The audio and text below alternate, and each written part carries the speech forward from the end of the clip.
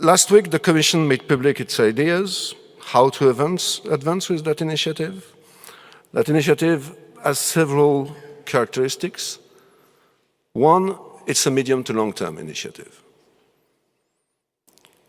Assuming we take all the right decisions, assuming we take them very quickly, the impact of the Capital Market Union, if successful, will start to be felt in 3 years and will gradually increase over the next 10 years. So we will need time to implement this project. Of course, some of the priorities are short-term and are more likely to have a short-term impact. I'm thinking in particular about our project to relaunch securitization in Europe on the basis of a high-quality standard. But the bulk of the project will keep us busy for the next 5 years and will produce effects over the next 10 years. This is also a project for all 28.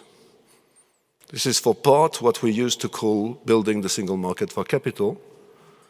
And building the single market for capital rests on a number of foundations. You have the big totemic issues. Should we have a European insolvency law? Should we have a European supervisor? Should we have a European tax regime for capital investment?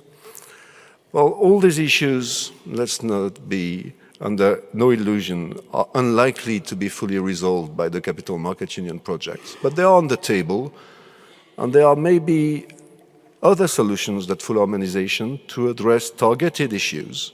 For example, if I take insolvency, would it be a contribution to a better functioning of capital markets in Europe to have a 29th regime for insolvency law, or would it be a contribution to harmonize in a targeted way so that creditors would rank the same in all national systems when they invest in case of problem?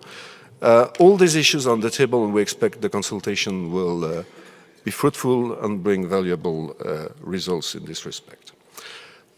Second categories of issues are less totemic, less controversial, and we think we can have quick wins there. I talked about securitization.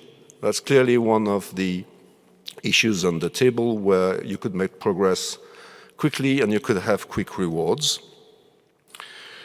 Another issue is SME growth markets, how to make small caps work better in Europe, how to give them the depth and liquidity that they're currently lacking. We have also ideas about this. How to develop private placement in Europe. It is very developed in some member states, it is completely underdeveloped in others, etc., etc. And last but not least, the third category of issues is what we used to call in the 90s the Giovannini barriers. If you remember, in 1999, the Commission adopted an action plan for financial services, but this action plan was sort of dropped in the middle, and therefore we suspect that there are a number of barriers to trade and investments within Europe that are not addressed because they're not known. And we think this is also part of the issue, and this is also part of the problem we should tackle together with the member states.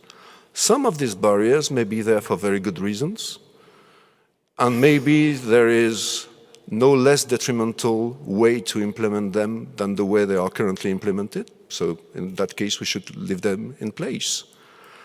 But maybe some of these barriers are here for historical reasons that have disappeared since, but nobody noticed, or we could reach the same public objective by less harmful to trade and investment measures. We want also to research this.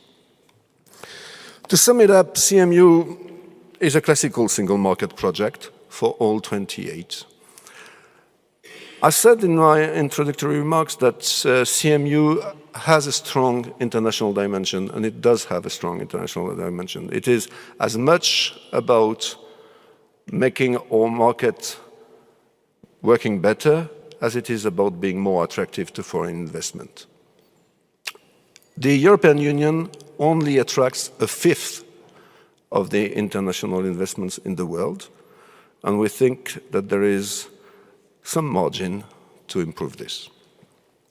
So this will conclude my remarks, and I wish you a very fruitful debate this morning, and I will be very happy to hear what you will have to say on all these topics that are very relevant to our political priorities for the next 5 years. Thank you.